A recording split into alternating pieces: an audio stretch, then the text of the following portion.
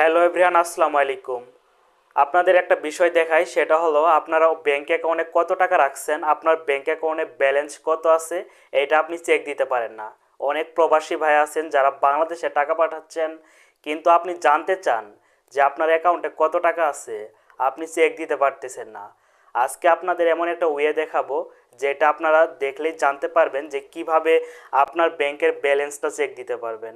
এখানে দুইটা ওয়ে আছে, একটা হলো সেলফ ইনের মাধ্যমে চেক দেওয়া, যেমন ইসলামী ব্যাংকের সেলফ ইন অ্যাকাউন্টের মাধ্যমে এগুলা চেক দেওয়া হয় এবং বিভিন্ন ব্যাংকের বিভিন্নভাবে দেখানো হয়। আমি আজকে যেহেতু ইসলামী ব্যাংকের একটা ডিটেলস দেখাবো, সেটা আপনারা দেখবেন। সেলফ ইনের মাধ্যমে দেখাবো না, সেলফ ইন ছাড়া আপনারা কিভাবে দেখবেন এটাই দেখাবো। তো প্রথমত আমি চলে আসলাম আমার মোবাইল স্ক্রিনে।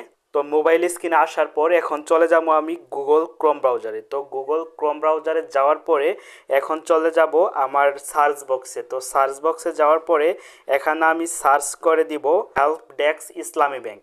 যেহেতু ইসলামী ব্যাংকের ডিটেলস দেখাবো, সেহেতু এটা লেখা আমি সার্চ করে দিব। তো সার্চ করে দেওয়ার পরে প্রথমে দেখতে পাচ্ছেন এটা একটা ওয়েবসাইট চলে এসেছে, হেল্প পোর্টাল।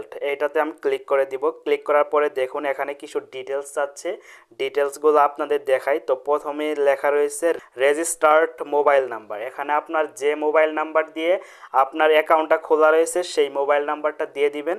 তো দ্বিতীয় আর একটা অপশন রয়েছে লগ ইন পিন। এখানে একটা পিন দিয়ে দিবেন, আপনি যে কোনো একটা পিন দিতে পারেন, যেহেতু আপনার অ্যাকাউন্টে যে পিনটা আছে সেই পিনটা দিয়ে দিবেন। তো আর একটা কথা এখানে বলি, সেটা হলো আপনার অ্যাকাউন্ট যদি ভেরিফাই করা না থাকে আপনার ভেরিফাই করে নেবেন। তো ভেরিফাই করার জন্য আমি অন্য একটা ভিডিওতে দেখাবো যে এটা কীভাবে ভেরিফাই করবেন। আজকে জাস্ট আমি এখানে দেখাচ্ছি যে এই পিন নাম্বার দিয়ে আপনার অ্যাকাউন্টে ব্যালেন্সটা চেক দিবেন।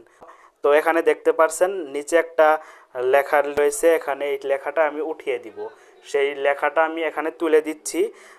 তুলে দেওয়ার পরে আমি জাস্ট এখানে লেখাটা তুলে দিলাম। তুলে দেওয়ার পরে নিচে যে প্রসেসটা লেখা রয়েছে সেই প্রসেসটা লেখায় ক্লিক করে দিব।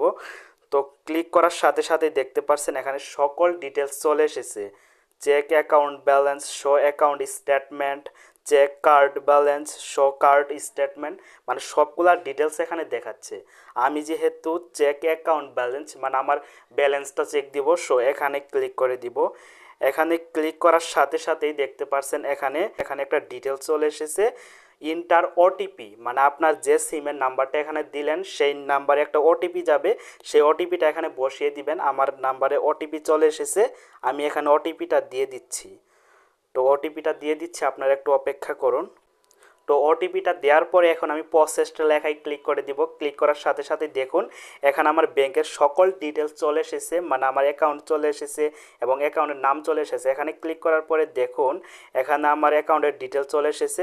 সাইডে একটা লেখা রয়েছে inter 3 digit of above account number, মানে আপনার অ্যাকাউন্টে দেখুন 3টা স্টার আছে, সেই স্টারের হিডেন যে নাম্বারটা আছে, লুকানো যে নাম্বারটা আছে সেই নাম্বারটা এখানে বসিয়ে দিবেন। আমার লুকানো নাম্বারটা বসিয়ে দিয়ে নেক্সট অপশনে ক্লিক করে দিব। ক্লিক করার সাথে সাথেই দেখতে পাচ্ছেন এখানে আমার ব্যালেন্সটা চেক দেওয়া হয়ে গেছে। আপনারা মূলত এভাবে করতে পারেন। আর যারা সেলফ ইন আছে সেলফ ইনের মাধ্যমে সেটা সহজভাবে চেক দিতে পারবেন। আমি দেখালাম, যারা প্রবাসী ভাই আছেন তারা এইভাবে এই কাজটা দেখতে পারেন। তো সেলফ ইন যাদের আছে তারা সহজেই চেক দিতে পারবেন, যাদের সেলফ ইন নাই তারা এটা এইভাবে চেক দিতে পারেন।